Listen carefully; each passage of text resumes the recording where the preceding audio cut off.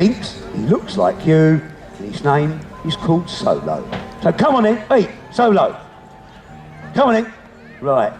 Sit him up into the wind, right? There you go. There he is.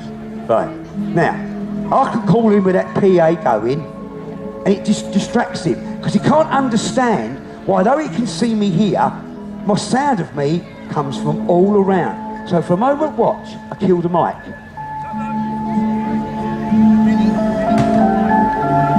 Oh, there's such a delay on this. It's the worst you've ever had. The minute my voice comes from one place, I've got his attention.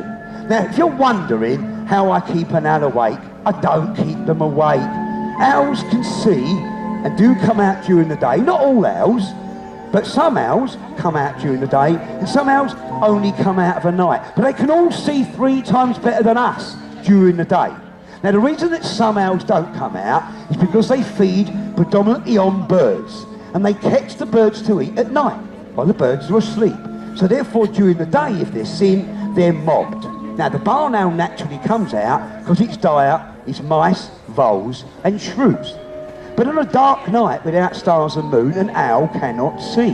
They then hunt on 3-dimensional hearing, which is so acute on a perfectly still, quiet night. They estimate through experiments that a barn owl here can hear the heartbeat of a mouse from up to 2 meters away. Doesn't need to see it, just to hear it. Now, I don't have to call him. Oh, he's going to look to come to me always, because he thinks I'm his dad.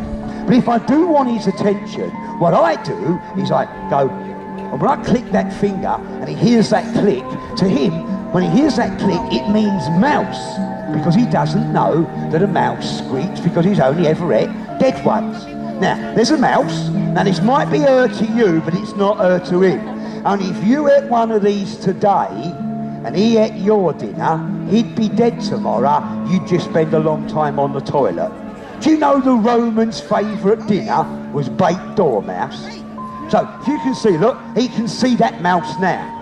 But if I was to pull a piece of that mouse off and place it in the palm of my hand and put my hand there, he cannot see it. He therefore has to feel around. And hence the feathers around an owl's beak are there for the owl to feel that which is up close that he cannot see, because he cannot move his eyes. And the reason he can't move his eyes is that to see better in the dark, he's got big eyes, but no room in his head for muscles. So if you go touch an owl, the owl will do that. But all he's doing is feeling what's there. If you put your nose there, he looks away because he can see your face. Good one. And wait. And down. Now, all birds can do that. People think only kestrels can hover. It's not true. They can all do it, but it uses a lot of energy. He can afford to waste energy. I've got more mice in my bag than he can eat. So I'm only asking him to do that, which he would do naturally, and I can't make him do it for any longer than he wants to. But what I don't do is I don't give in. I won't pick him up off the floor. If I pick him up off the floor here, he'll say, come and get me there. And what if he lands somewhere one day I can't get to? To him, there's a few flaps and a glide.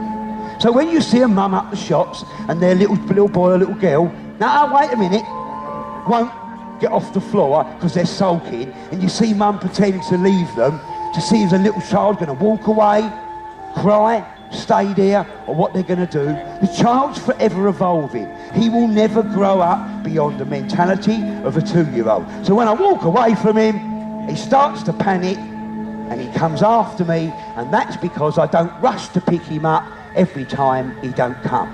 Birds' feet, they've got a really long middle toe, which tells you they're mainly after birds. But these have got a middle toe which is slightly longer, which tells you they not only catch ground animals, they catch birds. And that toe is called a bird catching toe. It's extended. So what you do is this. Put your hand down. I'll give you a mouse. You put it in your glove. You hold your hand up and say, ready! They take off. You drop your arm as they come in, you throw the mouse. And wham! As they come down after it. She thinks she's got it. He says, hold on. You missed. But I know that's there. And I'll nip in and I'll nick it. And she's going, well, where'd it go? I hit it. I'm sure I got it. She's looked at her feet and realised she didn't get it.